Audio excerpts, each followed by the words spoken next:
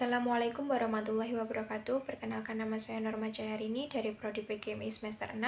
Saya di sini akan menjelaskan tentang teknik pengumpulan data. Teknik pengumpulan data adalah sebuah metode yang dilakukan oleh seorang peneliti dapat mengumpulkan data dan informasi yang nantinya akan berguna sebagai fakta pendukung dalam memaparkan penelitiannya. Terdapat dua hal utama yang mempengaruhi kualitas data hasil penelitian, yaitu kualitas instrumen penelitian dan kualitas pengumpulan data. Kualitas instrumen penelitian berkenaan dengan validitas dan reliabilitas.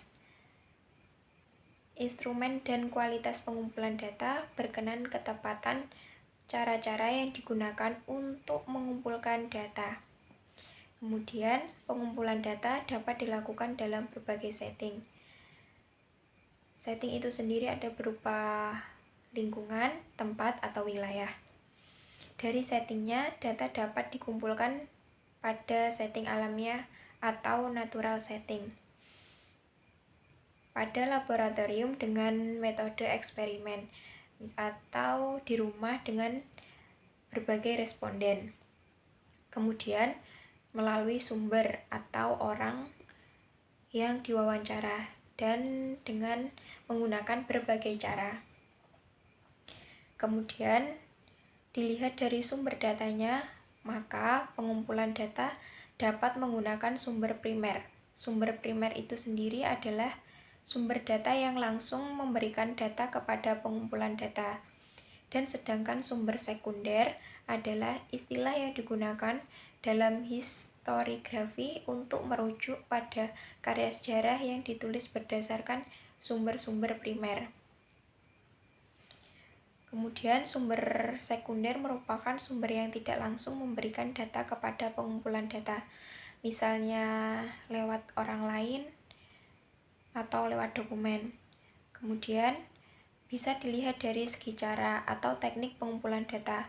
Maka teknik pengumpulan data dapat dilakukan dengan interview atau wawancara, kemudian 2, kuesioner atau angket, yang ketiga observasi atau pengamatan, dan yang keempat gabungan ketiganya. Yang pertama ada interview atau wawancara. Wawancara adalah percakapan antara perekrut dengan calon karyawan atau narasumber untuk memahami keterampilan, kepribadian, karakter, pelamar kerja, dan lain-lainnya. Teknik pengumpulan data apabila ingin melakukan studi pendahuluan untuk menemukan permasalahan yang harus diteliti. Kemudian apabila peneliti ingin mengetahui hal-hal dari responden yang lebih mendalam dan jumlah respondennya sedikit kecil. Kemudian menurut Sutrisno Hadi tahun 1986 mengemukakan bahwa anggapan yang perlu digunakan oleh peneliti dalam menggunakan metode interview dan juga kuesioner atau angket adalah sebagai berikut. Yang pertama, bahwa subjek atau responden adalah orang yang paling tahu tentang dirinya sendiri. Yang kedua, bahwa apa yang dinyatakan oleh subjek kepada peneliti adalah benar dan dapat dipercaya. Dan yang ketiga, bahwa interpretasi subjek tentang pertanyaan-pertanyaan yang diajukan peneliti kepadanya adalah sama dengan apa yang dilakukan oleh peneliti.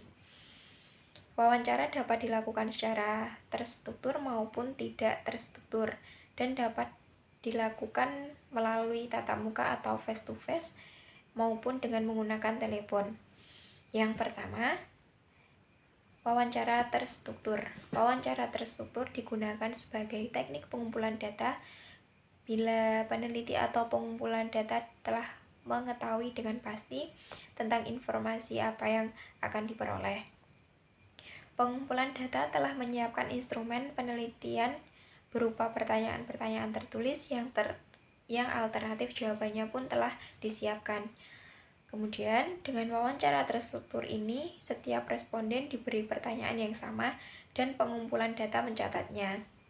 Supaya setiap wawancara mempunyai keterampilan yang sama, maka diperlukan training kepada calon pewawancara. Dalam melakukan wawancara, harus membawa instrumen sebagai pedoman untuk wawancara.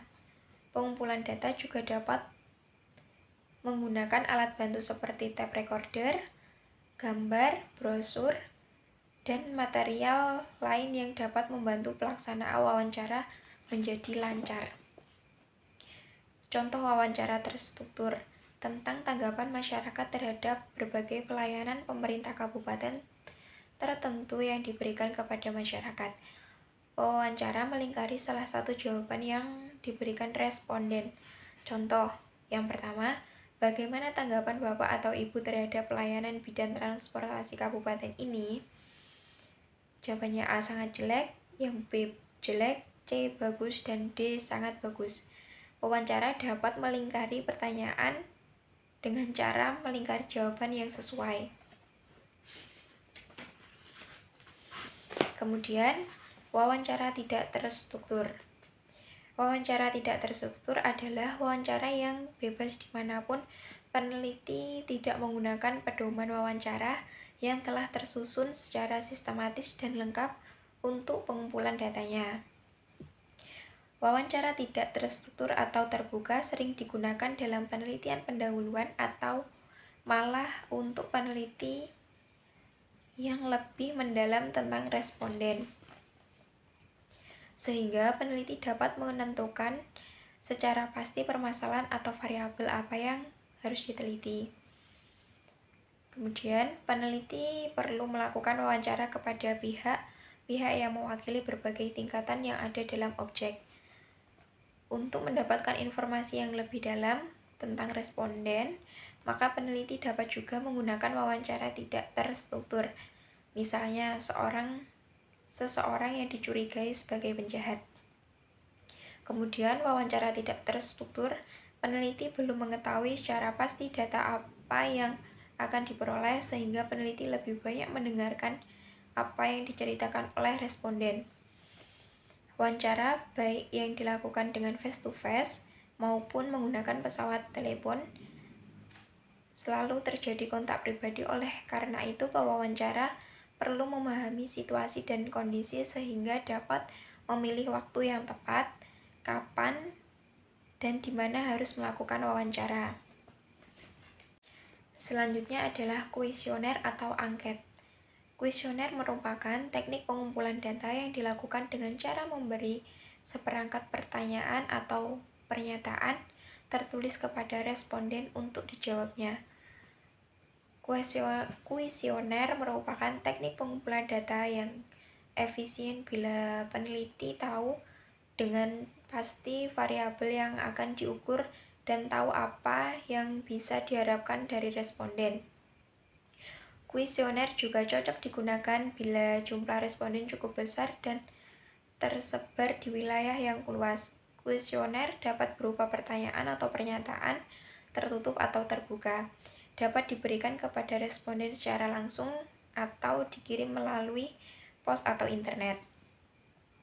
Menurut Umas Karan atau 1192 mengemukakan beberapa prinsip dalam penulisan angket sebagai teknik pengumpulan data, yaitu yang pertama, prinsip penulisan, yang kedua, pengukuran, dan penampilan fisik.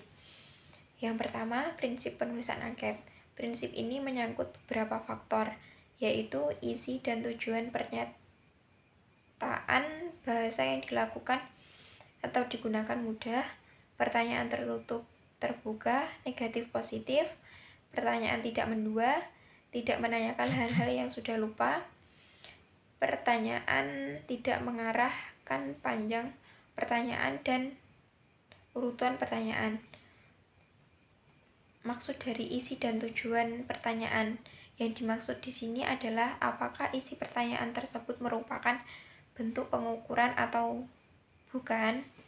Kemudian yang kedua, ada bahasa yang digunakan. Dalam kuesioner atau angket harus disesuaikan dengan kemampuan berbahasa responden. Kemudian ada tipe dan bentuk pertanyaan. Tipe pertanyaan dalam angket dapat terbuka atau tertutup. kalau dalam wawancara terstruktur atau tidak terstruktur, dan bentuknya dapat menggunakan kalimat positif atau negatif. Kemudian, pertanyaan tidak mendua. Setiap pertanyaan dalam angket jangan mendua atau double barreled, sehingga menyulitkan responden untuk memberikan jawaban. Kemudian yang kelima adalah tidak menanyakan yang sudah lupa. Setiap pertanyaan dalam instrumen angket sebaiknya juga tidak menanyakan hal-hal yang sekiranya responden sudah lupa atau pertanyaan yang memerlukan jawaban dengan berpikir berat. Selanjutnya adalah pertanyaan tidak menggiring. Pertanyaan dalam angket sebaiknya juga tidak menggiring ke jawaban yang baik saja atau bahkan ke yang jelek saja. Kemudian panjang pertanyaan. Pertanyaan angket sebaiknya tidak diperlukan terlalu panjang sehingga akan membuat jenuh responden dalam mengisi. Kemudian urutan pertanyaan. Urutan pertanyaan dalam angket dimulai dari yang umum menuju ke hal yang spesifik atau dari yang mudah menuju ke hal yang sulit atau diacak. Kemudian prinsip pengukuran. Angket yang diberikan kepada responden merupakan instrumen peneliti yang digunakan untuk mengukur variabel yang akan diteliti. Kemudian penampilan fisik angket. Penampilan fisik angket sebagai alat pengumpulan data akan mempengaruhi respon atau keseriusan responden dalam mengisi angket. Kemudian yang terakhir tentang observasi. Observasi sebagai teknik pengumpulan data merupakan ciri yang spesifik bila dibandingkan dengan teknik yang lain, yaitu wawancara dan kuesioner. Menurut Sutrisno Hadi pada tahun 1986, mengemukakan bahwa observasi merupakan suatu proses yang kompleks, suatu proses yang tersusun dari berbagai proses biologis dan psikologis. Dua di antara yang terpenting adalah proses-proses pengamatan dan ingatan. Teknik pengumpulan data dengan observasi digunakan bila penelitian berkenan dengan perilaku manusia, proses kerja, gejala-gejala alam, dan bila responden yang diamati tidak terlalu besar. Kemudian, observasi dapat dibedakan menjadi dua, yaitu observasi terstruktur dan observasi tidak terstruktur.